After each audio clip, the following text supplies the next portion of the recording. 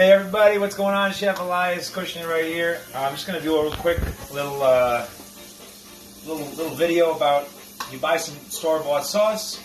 You know, what's to say that you can't add to it and make it taste even better, or add some more fresh vegetables or something to it. You know. So I never buy sauce, but today I decided to because it's Sunday Fun Day. We're taking some sautéed red onions with some chili flakes and red onion and zucchini, and then out here I have some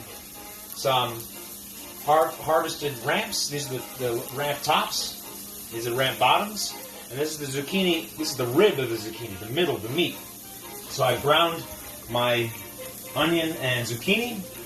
I'm going to add the zucchini, and I've cut this in really nice and thin. You know, you can see how thin it is to kind of let it melt within the sauce. Okay, so we're going to add that. And I'm going to add the ramps at the same time too. This is the bottom of the ramps. The bottom of the ramps have all the flavor. Not all the flavor, but they have a lot of the flavor. Okay?